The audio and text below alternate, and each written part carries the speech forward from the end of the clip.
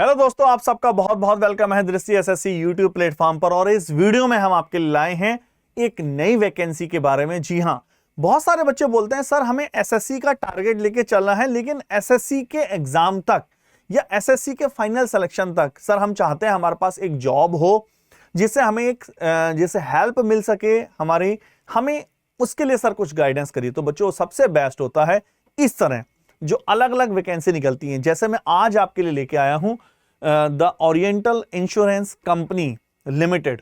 ये जो वैकेंसी निकलती है आपके लिए बहुत ज्यादा बेनिफिट देती हैं अगर आप थोड़ी सी अपनी स्टडी को इस तरह से करें कि एसएससी के साथ साथ ये एग्जाम भी आपके कवर हो जाए, तो आप आराम से इस एग्जाम को भी क्लियर कर सकते हैं। इसमें बेनिफिट ये होता है कि आप मेन जो प्रिपरेशन करते हैं वो एसएससी की करते रहिए और थोड़ा इस तरफ फोकस करिए और इन फॉर्म को टाइम टू टाइम देखते रहिए और हम आपके लिए ऐसी अपडेट लाते रहेंगे। चलिए हम आपके बारे में इसको पूरा डिस्कस करने वाले हैं। The oriental insurance company limited के बारे में कौन कौन सी पोस्ट निकली हैं, किस तरह से हैं। आप इसके ज्यादा डिटेल www.orientalinsurance.org पर .in पर ले सकते हैं। ठीक है, चलिए नंबर 1 सबसे पहले बात करते हैं हम एप्लीकेशंस फॉर्म कब कब ओपन होने वाले हैं। तो इसके एप्लीकेशंस फॉर्म 2 अगस्त से, जी हां 2 अगस्त से ओपन हो चुके हैं और आप आराम से 17 अगस्त तक 17 अगस्त तक फॉर्म को फिल कर सकते हैं। 17 ऑफ अगस्त। अगर हम बात करें टेंटेटिव डेट, देखिए टीयर 1 ये जो आपके बैंकिंग लाइन से फॉर्म है, ये भी एक तरह से बैंकिंग से रिलेटेड है, इंश्योरेंस हुआ या फिर बैंक हुआ, तो इनकी एग्जाम की डेट एग्जैक्ट आपको मिलती है। जैसे एग्जाम की डेट जो है उन्होंने बता रखी है 7 सितंबर को आपका एग्जाम होने वाला है। अगर हम बात करें टीयर 2 मेंस एग्जाम भी होगा, इसमें पूरा इसमें हम डिस्कस भी करेंगे। टीयर 2 की डेट है आपकी 28 अक्टूबर, जस्ट इसके 1 महीने बाद। और आप कॉल लेटर कब डाउनलोड कर सकते हैं? 7 दिन पहले। जी हाँ, टीयर 1 और टीयर 2 में 1 वीक पहले आपको कॉल लेटर मिल जाएगा। चलिए थोड़ा और देखें इसके बारे में और हमें क्या क्या मिलने वाला है। अगर हम बात करें, आप केवल ऑनलाइन मोड में ही अप्लाई कर सकते हैं और आजकल सारे फॉर्म फिल ही ऑनलाइन मोड में हो रहे हैं। साफ साफ लिखा है candidate should apply through the online mode only. ठीक है ना, और कोई मोड जो है वो एप्लीकेबल नहीं है, केवल आप ऑनलाइन मोड में ही अप्लाई कर सकते हैं। अगर हम बात करें मेन वैकेंसी के बारे में थोड़ा सा देख लेते हैं। आप देख पा रहे होंगे स्टेट और यूनियन पूरा वैकेंसी वाइज इन्होंने दिखाया है। जैसे अरुणाचल प्रदेश की बात करूं तो लैंग्वेज है, क्योंकि जो इंश्योरेंस कंपनी होती है आईबीपीएस जैसे क्लरिकल पोस्ट में या किसी भी इंश्योरेंस कंपनी में लैंग्वेज की ज्यादा होता है, क्योंकि इसमें लैंग्वेज का टेस्ट भी होता है। कौन सा टेस्ट है उसके बारे में बात करेंगे। तो अगर आप अच्छे से देख पा रहे हैं, मैं थोड़ा सा और जूम कर देता हूं। आंध्र प्रदेश पूरे ऑल इंडिया लेवल की वैकेंसी है। जैसे SC, ST, OBC, EW, UR, total post इतनी है।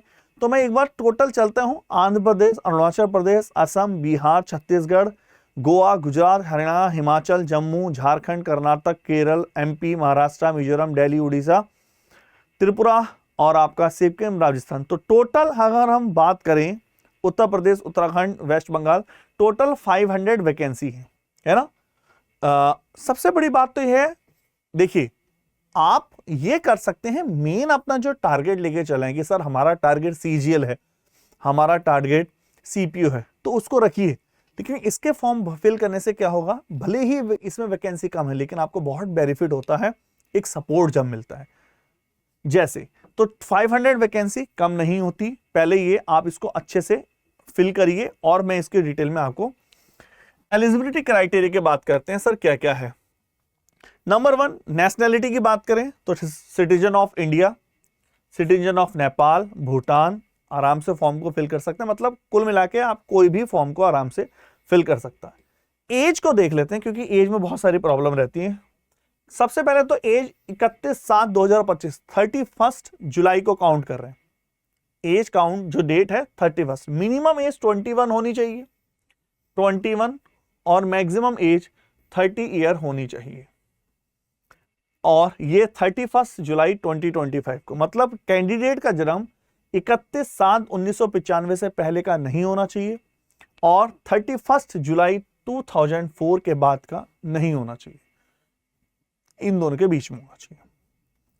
जिस तरह से सेंट्रल गवर्नमेंट में एज का रिलैक्सेशन मिलता ही है, वो हर रिलैक्सेशन इसमें भी गिवन है। जैसे बात करते हैं शेड्यूल कास्ट शेड्यूल ट्राइब के लिए 5 साल का अपर एज रिलैक्सेशन है। अदर बैकवर्ड क्लासेस ओबीसी के लिए 3 इयर्स, नॉन क्रीमी लेयर जो होती है, और अगर हम पीडब्ल्यूडी की बात करें तो उसमें 10 साल का, ठीक है ना, उसमें अलग अलग है।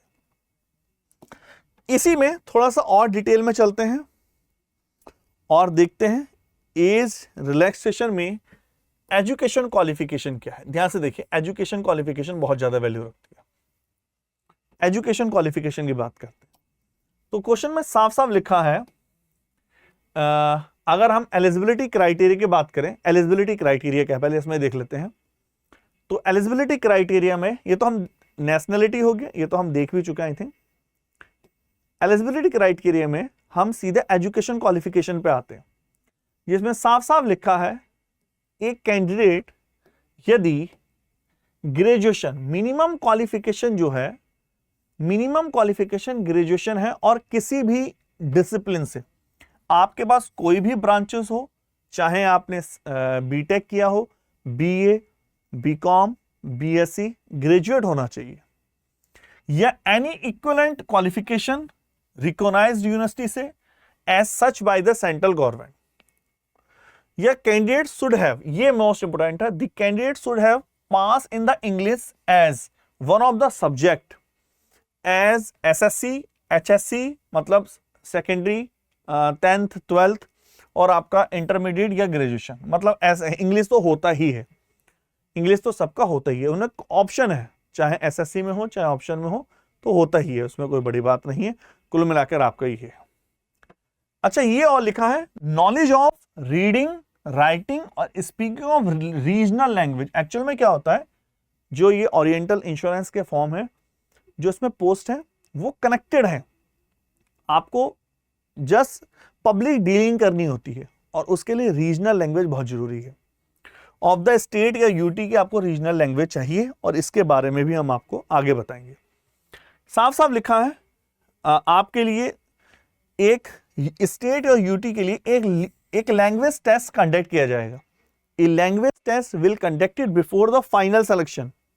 आपका प्री होगा, मेंस होगा, फिर लैंग्वेज टेस्ट होगा। Candidate not found to be proficient in the regional language test would be disqualify. अगर आप उसमें, वो क्वालिफाई नेचर का होगा, अगर आप उसमें परफेक्ट नहीं पाए गए तो आपको डिसक्वालीफाई माना जाएगा। Pre plus mains plus regional language जो है ये बहुत जरूरी है, ठीक है। चलिए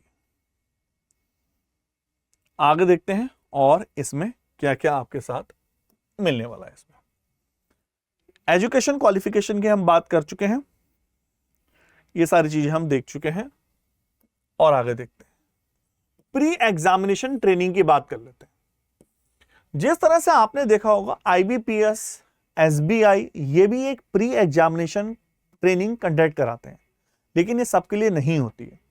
जैसे किस किस के लिए होती है pre examination training? SC, ST और आपका ओबीसी और इसी के साथ पीडब्ल्यूबीडी, इनके लिए pre examination training central government conduct कराती है। आप ये लोग उनका केवल इस कैटेगरी के ही स्टूडेंट ही बेनिफिट उठा सकते हैं।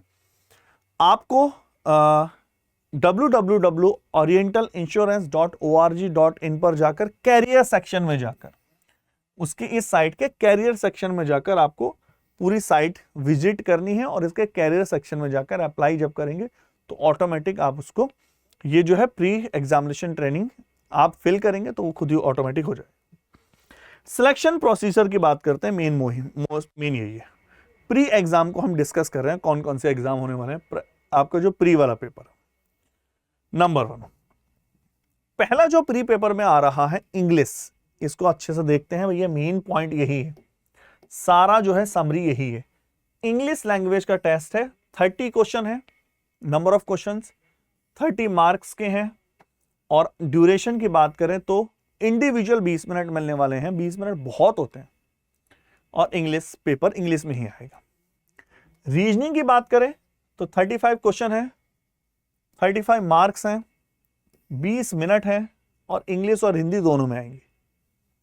न्यूमेरिकल एबिलिटी मतलब मैथ्स की बात करें 35 क्वेश्चन है, 35 आपके मार्क्स हैं, 20 मिनट है इंग्लिश और हिंदी दोनों में, और टोटल की बात करें 100 क्वेश्चन हो जाते हैं, 100 मार्क्स हैं और 1 घंटे का पेपर होता है ना। तो अगर आप एसएससी की तैयारी कर रहे हैं, मैथ्स आपको कुछ अलग नहीं पढ़ना है, रीजनिंग आपको कुछ अलग नहीं पढ़नी है, इंग्लिश आपको कुछ अलग नहीं पढ़नी है, आपको सीधा जाके पेपर देना, आप खुद ही देखिए, ठीक है। चलो मेंस एग्जाम की बात करते हैं, मेंस एग्जाम की बात करते हैं। मेंस एग्जाम पे समझते हैं, ध्यान से देखना।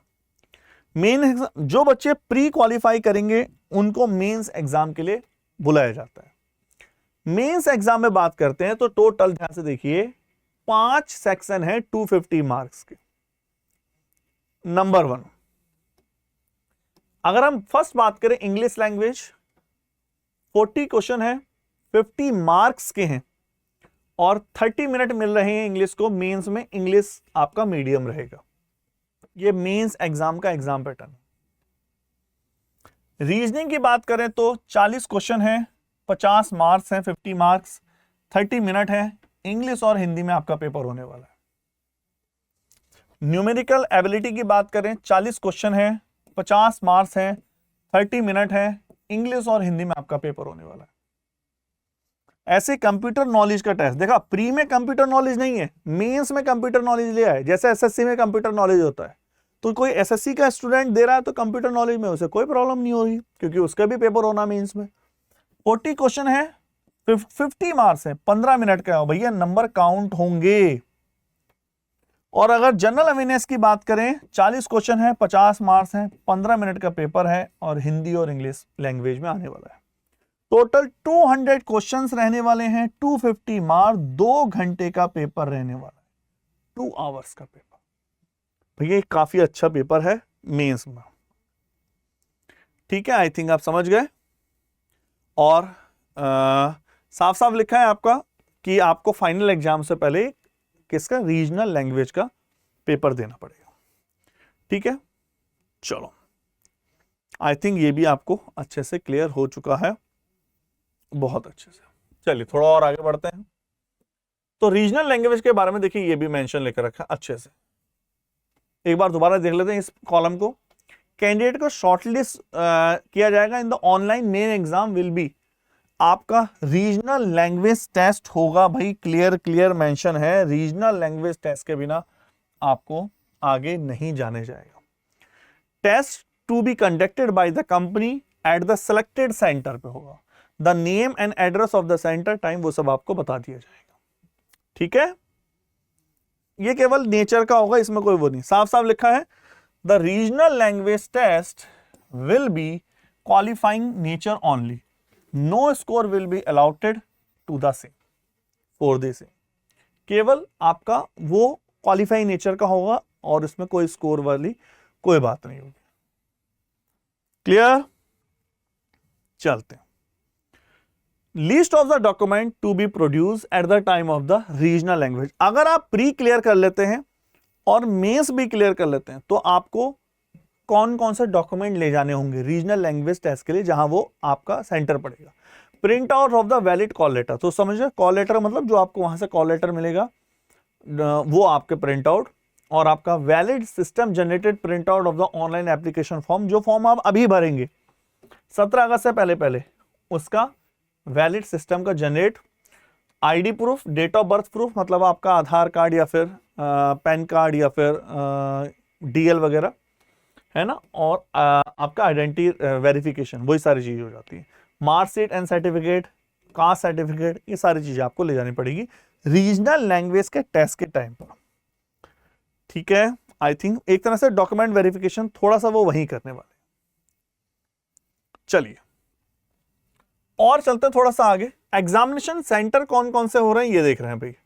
एग्जामिनेशन सेंटर प्री में भी है, मेंस में भी उन्होंने ऑलरेडी लिस्ट दे रखी है, क्योंकि जब आप फॉर्म फिल करेंगे तो उसमें एग्जामिनेशन सेंटर का ऑप्शन आएगा।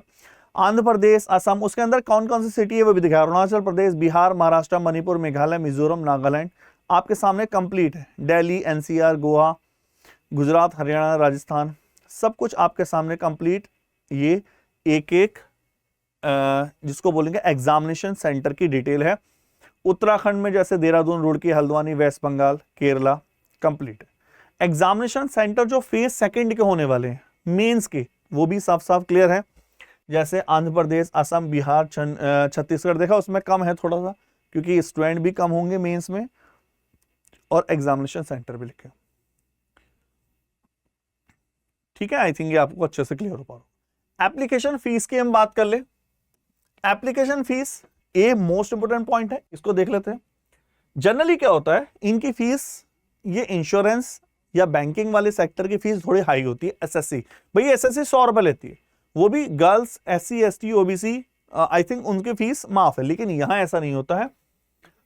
2 अगस्त से लेकर 17 अगस्त के बीच में फिल कर सकते हैं आप फॉर्म को, फीस सबमिट कर सकते हैं। SC, ST, PWD, ex serviceman के लिए 100 रुपए है इंक्लूसिव जीएसटी, और जितने भी अदर कैंडिडेट बचे उनकी 850 रुपए, ठीक है ना, 850 रुपीज है। तो फीस अच्छी है, आप अच्छे से आराम से फॉर्म फिल कर सकते हैं।